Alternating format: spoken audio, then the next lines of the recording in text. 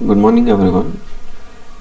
Today we will discuss the topics in data structures and application, the second module of the syllabus. In the second module, what we are going to discuss is the stacks, recursion and the queues. So for the day we will discuss the stacks, what is the definition of the stack and its operations. How do you represent in terms of arrays, or if it is pointers and dynamic arrays, how do you represent it and how do you implement it, and their applications, where exactly do you apply those stacks in real time. So that we will discuss for the day. So what is a stack is? A stack is an ordered collection of elements of same type that can be inserted and deleted at only one end, called as the top of the stack. So it is a simple data structure where you insert and delete the elements into the data structure at only one specified end, that you call it as a top of the stack. So the other definition for the stack is an ordered list.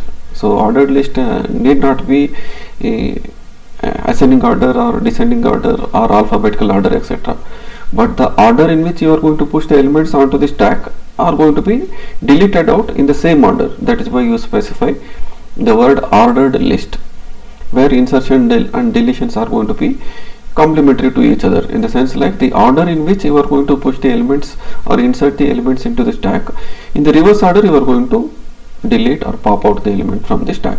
So for example, if you consider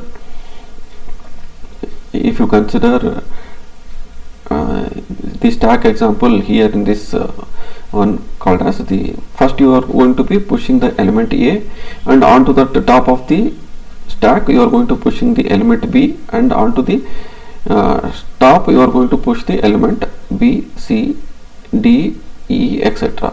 So each element is going to be pushed onto the top of the previous element, and when I want to delete this E element, then I will be popping out that element. So the element that was most recently pushed onto the stack is going to be popped out or deleted out from the stack, not the one at the bottom or at the next level or the next level. So that is why you call the stack as the last in first out list, where the element that was pushed onto the stack, that is going to be popped out of the stack at the very first. So that is why you call it as last. The element that was pushed onto the last is going to be first, that is going to be popped out. So that is why you call the stack as the last in first out data structure. So with that example and definition, we proceed further with the system stack. Normally in our programs, if it is a C or any other language, we start with the main, and you might be knowing what is global scope and what is local scope. Where exactly the memory variables are going to be stored with respect to global scope, where exactly the local variables are going to be stored.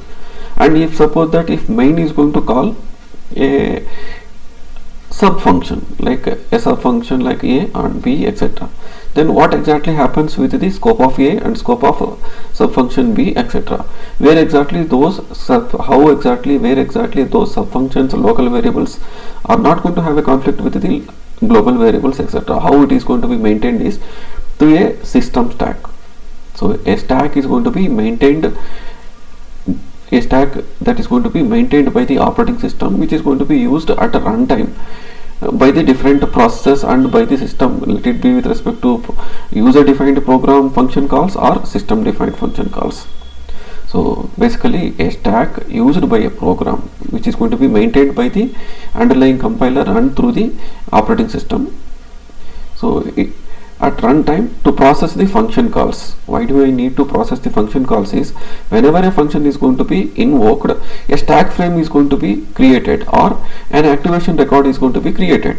What exactly do you mean by activation record is, say for example, if main is going to call sub function fun, then in that case, so when the control is going to be transferred from main to fun, then after the execution of the fun, it has to return back to the main. So to return the return address and the different local and global scopes resolution needs to be stored in a particular memory area. In that memory area is going to be called as the system stack. So when functions are going to be invoked, every time, let it be recursive or non-recursive calls, an activation record is going to be created, and that activation record is going to be stored into one of the stack frame. So each function call is going to be stored in the activation record, and activation records are going to be pushed onto the stack. So that is going to be managed by the underlying compiler through the help of the operating system. So if one function invokes other function, local variables and parameters of the invoking functions are added to the stack frame. So each compiler has got its own definition of a stack frame. Generally, the return address, the local variables and its values, etc., are going to be stored onto the stack frame. So that is that happens in every operating system and in every compiler. Without that one, no compiler and no program may not work. And to illustrate this, say here I have a function main. So the main is going to have some instructions, and I have one add function also. So this main is going to call add function. So when it calls, so initially this will be the memory area, and as and when it comes across this printf, the stack grows upwards. So the related instructions of stack is going to be growing upwards. So similarly, when it encounters add function, this is going to add this 98 and 500, etc.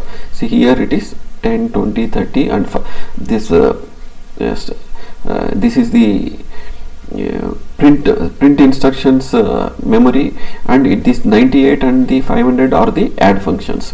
So likewise the system stack is going to be maintained. So if you go through this animation, you will understand why that stack needs to be grown. So here main is going to start, and it is going to invoke add, and in turn before the add it is going to if you illustrate only through the printf, the things will be different. So in later subjects in compiler design, you will understand this aspect of stack in detail, and we understand with respect to stack what are the basic operations that you are going to perform. So before understanding the different operations, you need to understand first how to initialize the stack and how to deinitialize the stack also. And also, apart from initialization, deinitialization, these are the respective operations that you can perform. Push the element, an element is going to be pushed onto the stack, or store or insert, that is called as, and pop, where you are going to remove or just simply access it or delete. So it depends on the context in which you are going to use the pop operation. Either you may simply access the data that is there on the top of the stack, or you may want to delete the element on the top of the stack. So normally it will be deletion of the element, that is deletion of the element that is there on the top of the stack. Apart from these two basic core functions of the stack, you have another three functions to find out what is the current element that is there on the top of the stack. So get the top data element of the stack without removing it. I am not going to remove it. It is almost similar to push, pop, but I am not going to remove the element on the top of the stack. And the other function is the isFull. isFull is going to find out if the stack is full or not. So when do we indicate the stack is full is whether if the stack has reached the maximum size or maximum number of elements that can be stored into that particular stack. So if it is already reached the threshold of the stack, then we indicate that it is full. Otherwise, if it has reached the other end, like if it has reached the 0 elements, already it is at the bottom of the stack, the top is going to be at the bottom of the stack, then we indicate that it is empty. There are no elements in the stack. So at all the time we maintain a pointer which is going to be pointing to the recently pushed element, so which is going to be the top of the stack. So that we always maintain a pointer which is going to point to the most recently pushed element, or the element that is there on the top of the stack. So always we define an abstract data type. Whenever we discuss any data structure, first we need to understand how do we implement. Before implementing, we need to have an abstract data type based on whether you are going to implement it using arrays or using pointers or using linked list, etc. So for the day we will discuss how we implement a stack using a data structure like what do you call the array, or how do you implement it using pointers. That we will discuss for the day. So for that we need to understand the ADT, abstract data type, for the stack. So the stack is a finite ordered list with 0 or more number of elements, and the bottom of the stack will be indicated in different contexts. It will be indicated with Z or X, etc., which will indicate the 0 number of elements. So what are the different functions that we consider is for all stack which belongs to the stack. So each element, the item does belongs to the element. So we define these three basic core definitions. Maximum stack size, which is going to be a positive integer. So we need to create the stack of a maximum stack size.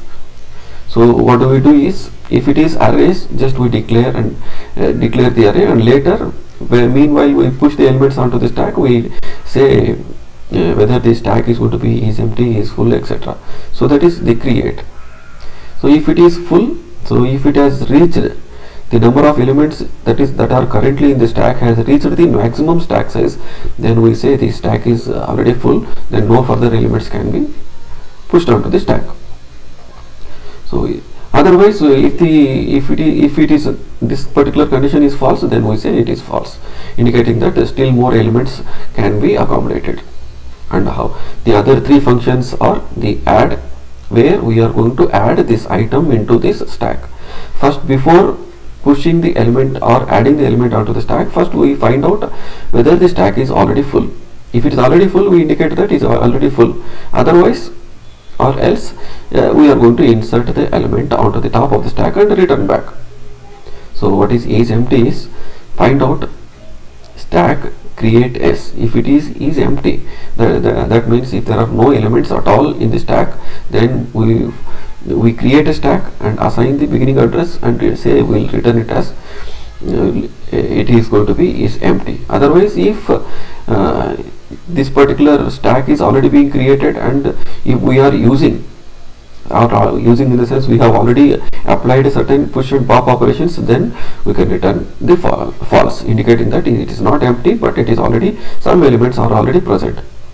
And the other operation that you perform is, you call it as a delete operation, remove operation, pop operation, all are synonymous. So before deleting an element from the stack, we find out first whether it is empty, so that we are not going to reach the negative index of the array if we are implementing it with arrays. So first find out whether the stack is empty. So if it is that case, return that stack is empty. You cannot delete or pop out any more elements from the stack. Otherwise, remove and return element on the top of the stack. So these are the few basic elements. How we implement, that is left to the language. This is the core ADT based on which we are going to implement in respective programming languages. So if it is say using arrays, if we are implementing stack using arrays, so that's how we are going to define it. So what we do is, so create a stack of the maximum stack size as 100. So we define a constant. Say here we refer to the C language syntax. So in C language, has defined is going to be used for defining the constants. So here we use max stack size as 100. So how do we define this? So we define a structure holding the different fields. So here, for example sake, we consider only the one integer element as the key. So we define this element as a type def for this structure variable, where it is going to have only one field. You can define the other fields also. So element is a new data type defined as a stack. So here a stack of maximum stack size as 100. So you are going to define 100 elements of the type structure. So we indicate that the top equal to -1. So what do you mean by -1 is, still any more elements have not been pushed. We assume here that the array index start with 0. So when we decrement it, it will enter into the negative index. So with by that we understand that the stack is empty. So always the the top is, if it is -1, then it indicates that the stack doesn't consist of any elements at all. So that is what the if you are going to implement isEmpty function for a particular stack, you find out with respect to top. If the top is less than 0, that indicates it is a negative value, that indicates the stack is empty. If the top is exceeding the max stack size -1, so why do I consider is, always I assume that the particular underlying language starts with an index of 0. So that is why we compare with the -1. If it is greater than, if the top becomes greater than the maximum size, what does that mean is, we cannot push any more elements onto the stack because the stack is already full. So if you want to add an element which is going to be passed as in C language, you know that you can pass by reference and pass by value.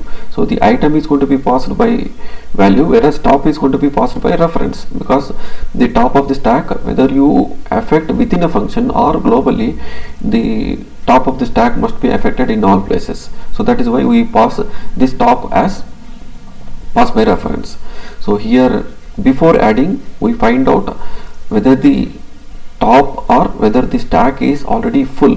If the stack is already full, then we say that the stack is full and return back without inserting the element. If it is the other case, just increment the top value so that it can go to the next index of the array and store in the next index of the array we are going to store. So this plus plus is a pre-increment operator, and first it will increment and it will store the respective element what we wanted to add on to the stack. So that is simple way to understand the push function or add function with respect to the stack. Similarly, with respect to the pop, so here add function will just push the element or add the element into the stack. It need not return any value at all. So that is why it is void. So void as a return type indicates that it is not returning any value at all. So whereas with respect to pop, here we are collecting the element that is there on the top of the stack and decrement the top. So after collecting, we are going to indicate, we are going to return back the element that has been popped out, or we indicate that if the stack is empty, as earlier discussed, if the top is going to hold a -1 value, then that indicates the stack is empty. Either this pop function is going to return that stack is empty, or it is going to return an element which is there on the top of the stack, which was deleted by decrementing the top of the stack pointer. So when we decrement the top of the pointer TOP, the top of the stack pointer, the above elements are you need not to bother about the above elements. That will be considered as the garbage values. The only elements that are below or the TOP, the top of the stack, are going to be considered as part of the as a part of the stack. Other elements are not going to be considered as part of the stack. So these two are the add or push function and pop or delete function. All means the same. So these two are the crucial functions for understanding the stack operation. So after understanding the push and pop operation, we need to understand how do we implement the above operations, either is full or is empty, or the push operation, pop operation. How do you do using arrays and using pointers? How do we do using arrays in C language? We'll try to understand it. So how do you understand this? We consider a C program where we earlier, as usual, I'll be uploading all the programs into the GitHub, and that I will be sharing. Please try to execute these programs, and also I will be executing lively in this session. So here we define a maximum elements to be 100 and a stack of maximum size, an array. It is a simple single dimensional array and an item that needs to be pushed or popped. And here we consider -1 to be top, because when it is -1, that indicates that the stack is empty. Initially we consider the status and count to be 0. And here, as earlier explained with respect to the ADT, here also we consider if the top is reached the maximum threshold, then it is stack overflow, indicating that no more elements can be pushed onto the stack. Otherwise you just increment the top and then push the or store the element at that particular position. That will be part of the stack. And you need to, status is the value where it has been declared in the globally, which indicates how many elements that are there in the current stack. So this is the pop function. So where we first check whether the stack is empty or underflowing. Underflowing means no more elements can be popped out from the stack. So -1 will indicate like that.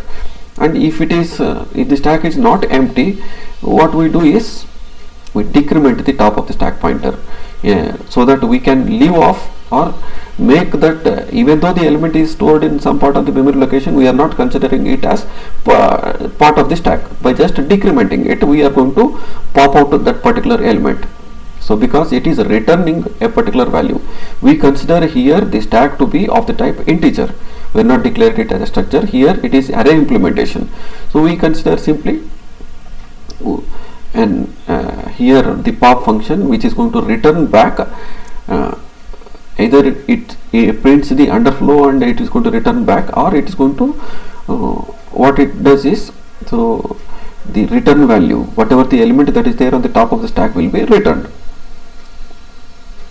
So that is what the pop function is. Just to understand the application of push and pop operation, here we exhibit another function to check whether the stack is going to be a palindrome or not. So what do you mean by a palindrome is, say consider an example like MADAM, madam. So either way you read, all the you get the same meaning, MADAM. Either from left to right or from right to left, you are going to get the same meaning. So here also, when you are going to push the elements onto the stack, so here you are going to compare the, when you pop out, you are going to the element that is there on the top of the stack, whereas here you start with the 0. So what you mean by 0 is, the 0th element is going to be compared with the top of the stack, and the next element is going to be compared with last but one element, and the next element will be compared with last but one element, etc.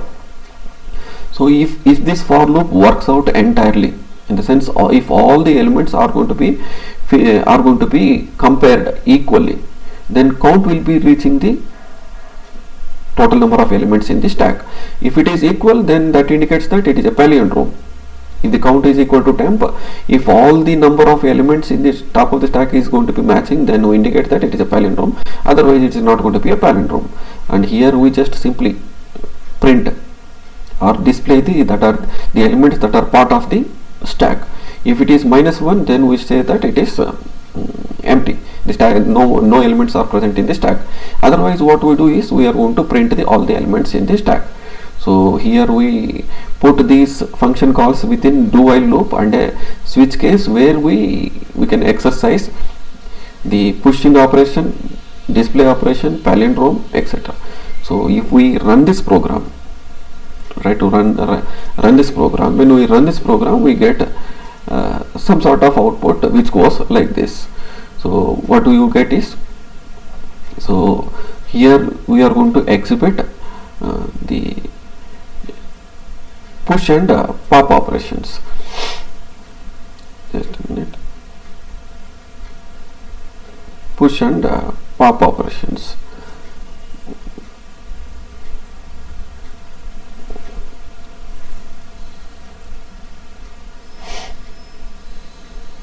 So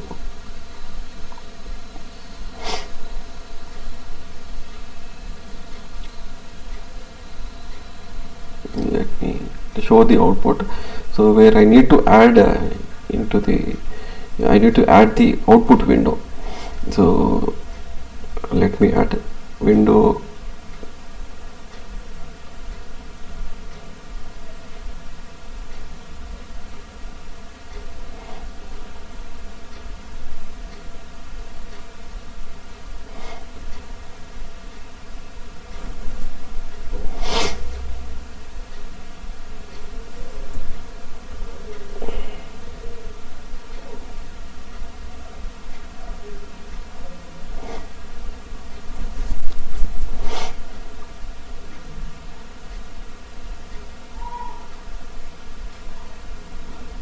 just a minute. I need to add the output window.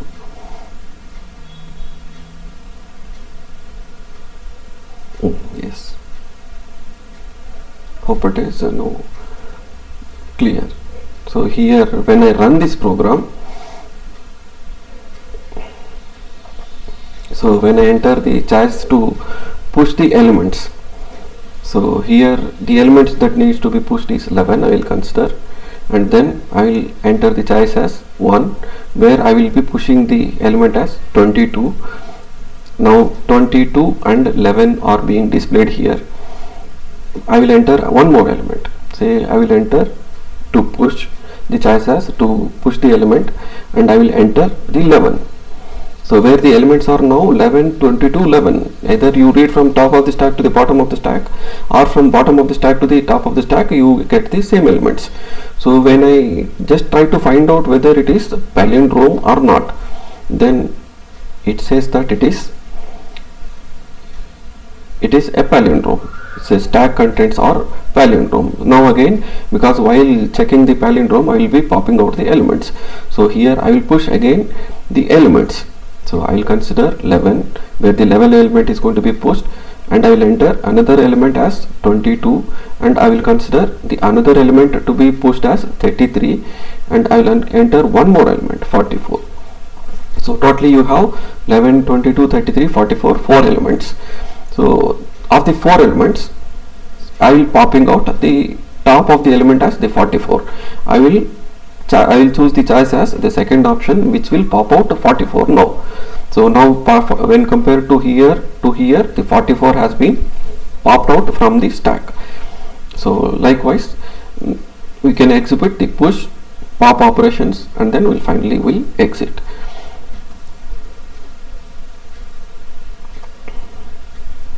So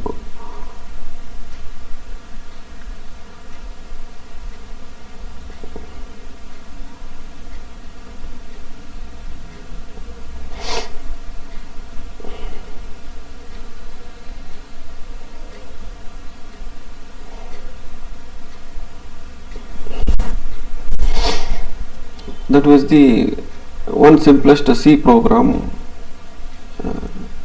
array implementation of the C program.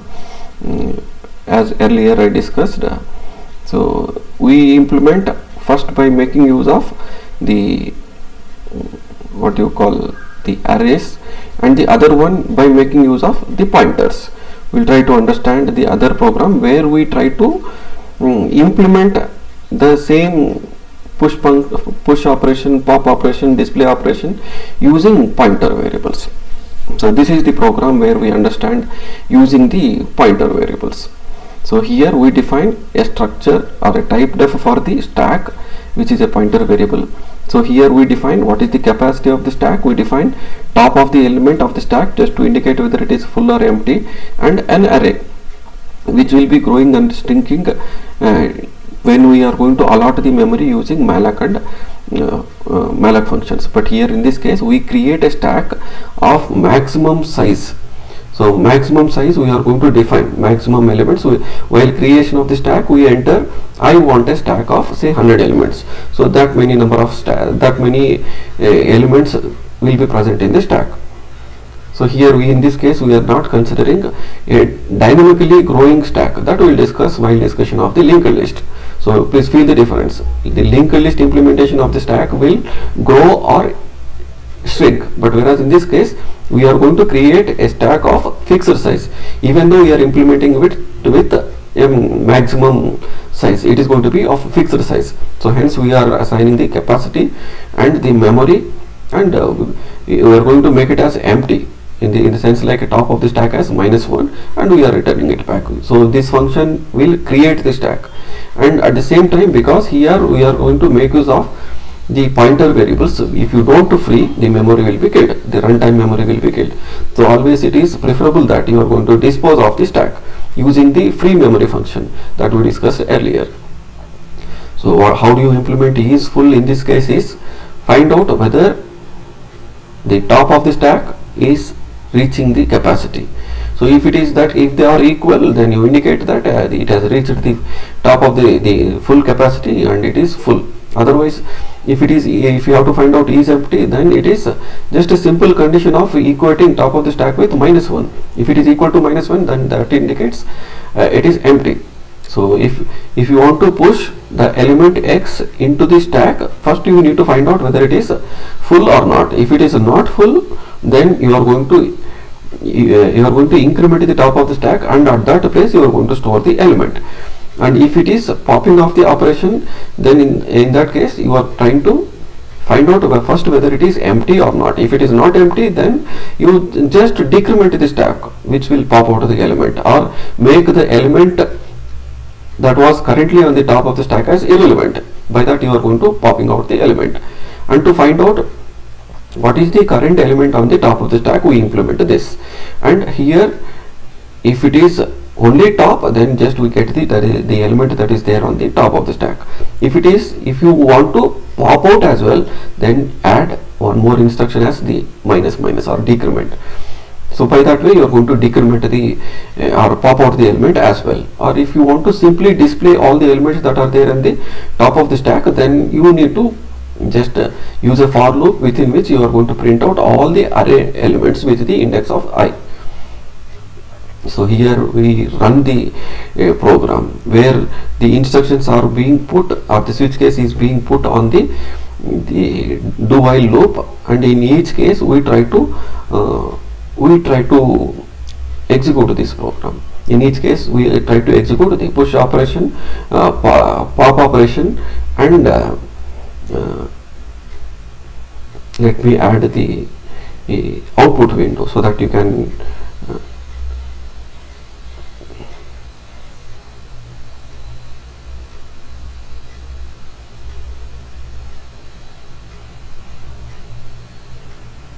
just a minute. Yes, here goes the output. So what you find here is, so here when you run this program, this is what the output that you are going to get. So what you get here is, so enter the number of elements that you are going to create. So I explained the create function. So the number of elements that are there on the stack is currently you are going to enter it as the 10 number of elements, and you apply the push operation. So what the element that needs to be pushed is say 11, and if you want to push one more element, give the option as 11.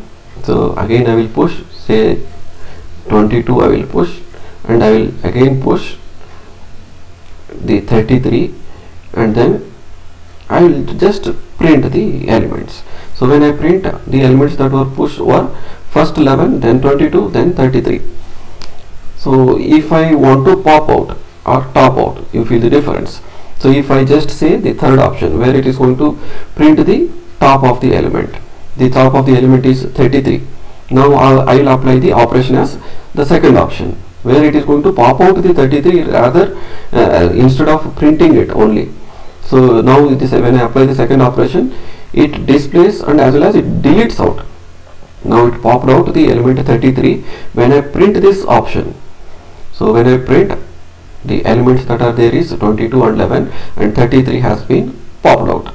So when I top and pop, when I use the fourth option, so what does that do is it is going to display as well as it is going to pop out from the stack. When I print this one, the only one element that is left out in the stack is only 11. So likewise, you try to execute the program, try to fork my Getty repository and try to execute those programs. So that's how you run the programs. That's how you the execution of the C program, where it is going to implement the stack program using what you call the pointers. So we'll move on to the next topic. Yes, just a minute.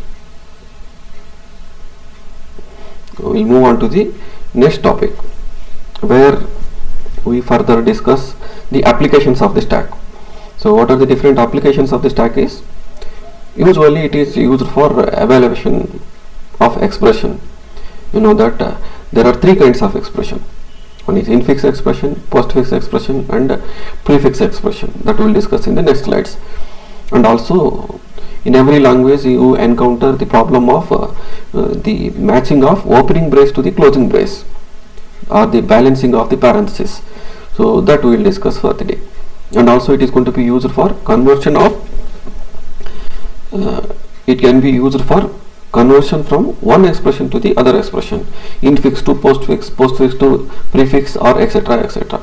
And also it is going to be used for the, what do you call, the memory management, as I exhibited earlier in the sites, how exactly the memory is going to be growing and shrinking. That will be done, that will be understood as a part of the memory management, how the stack is going to be used for memory management. And stack data structures are going to be used for backtracking problems. So when you play a chess game, so you if you want to backtrack, or if you want to undo the particular move, then you need a stack. If it is one step, then you might remember. If you want to undo say 100 steps, then human mind may not be able to remember those, but a stack can remember all the steps that you did. If you want to do all the if you want to undo all the steps, then you can use the backtracking. So first application is, before we apply the infix to prefix conversion or infix to postfix conversion, we better understand what is the infix expression, prefix expression, and postfix expression. In the first row, if you consider, if the operator is present in between the operands, then you call it as infix. If the operator is going to be present in between the operands, then you call it as infix operator. If the operator plus or any other operator is prefixed to the two operands, then you call it as prefix operator. If the operator is going to be after the two operands, then in that case you call it as postfix. Here in the first row you have only one operator and two operands, then it is quite clear to understand what is infix, prefix, and postfix operators. But if it is the case a plus b star c plus d, then in that case how do you make this infix operation to prefix operator? See, if it is this case, the postfix, it is a plus b, after that you come across plus. If it is this case, and also because star is going to have the highest precedence when compared to the plus, in that case precedence also needs to be considered, whether it is having the same operator with the same precedence or different operators with different precedences. You need to understand the precedence and how you can convert this infix notation into the prefix notation, or how you convert infix notation into the postfix notation, etc.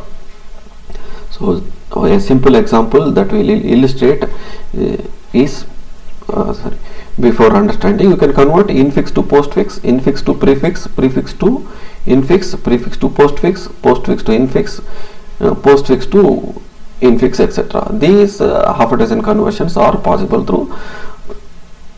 only by making use of the stack. So how it is possible is, so we just understand it through some simple example. Like if I want to convert a minus b plus c, we consider that this is going to be infix expression, where we are going to convert this a minus b plus c into a b minus c plus, where it is going to be considered as the postfix expression.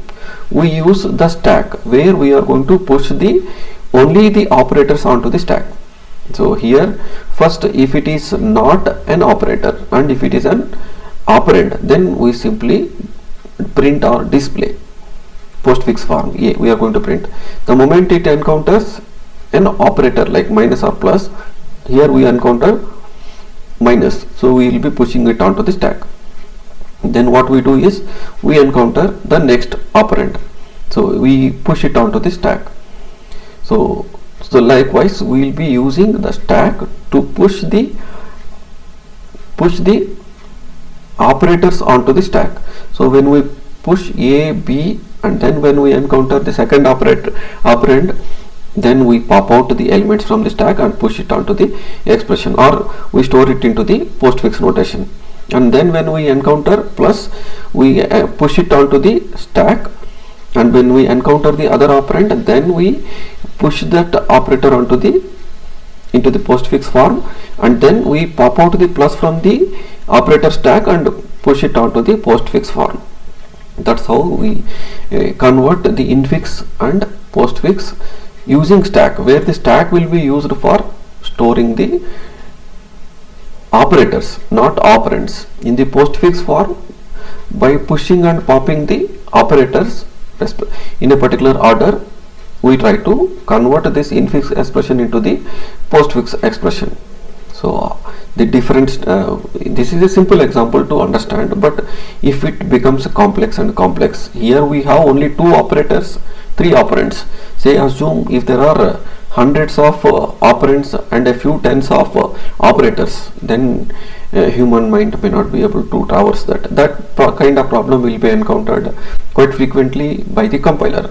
So how the compiler is going to solve, or how the compiler will transform an infix expression into the postfix expression.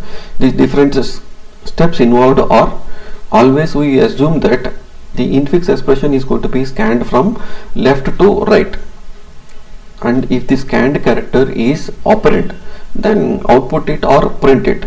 If it is not an operand, if it is an operator, or there we here in this example say we consider the round brace, opening round brace and closing round brace.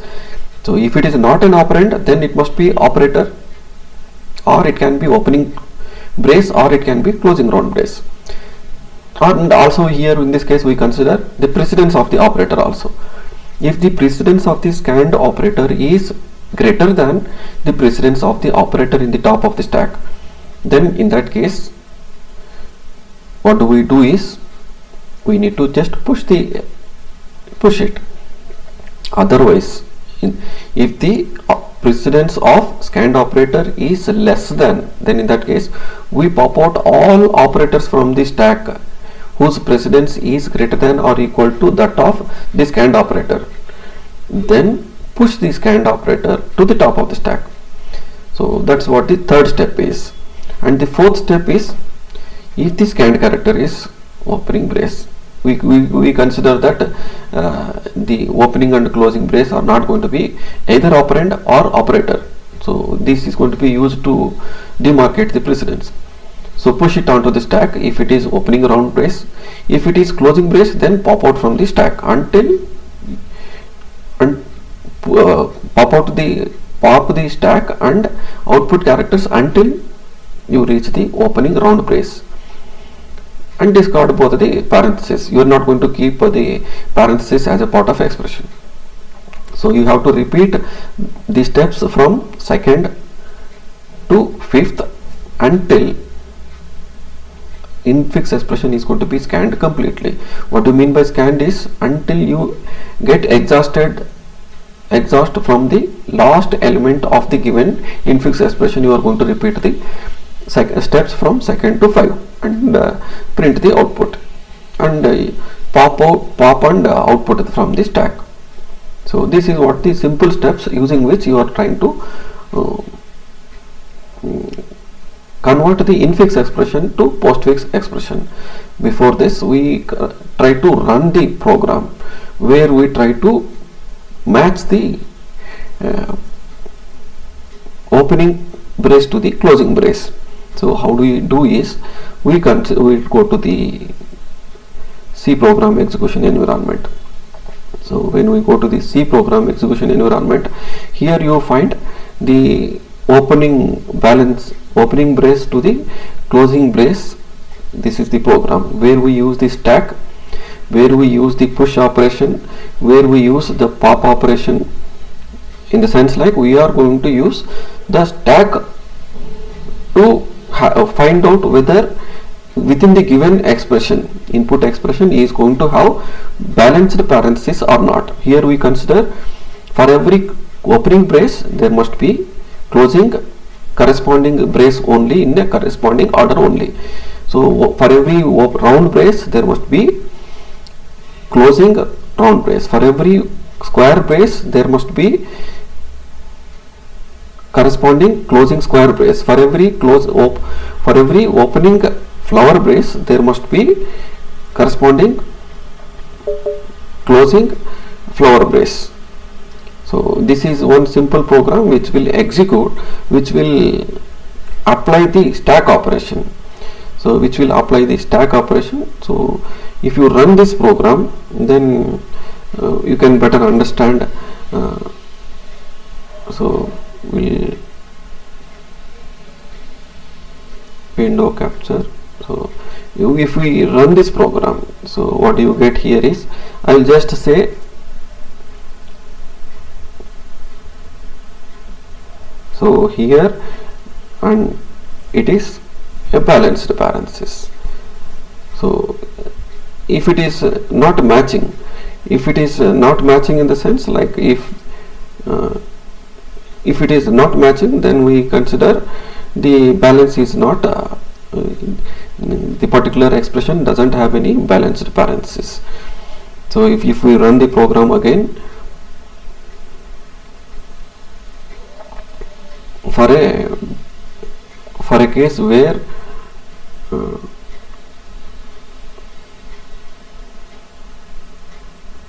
it doesn't have any sort of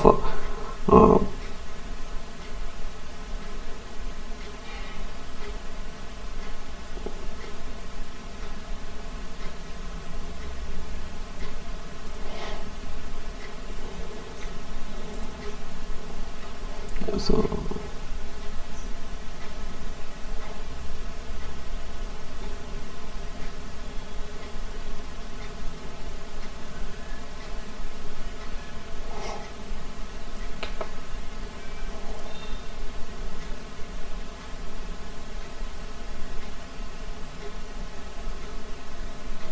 try to run the program by forking as my battery is going down. My laptop battery is going down now. I will continue with the discussion on this program execution on infix to postfix and followed by infix to postfix expressions in the next class.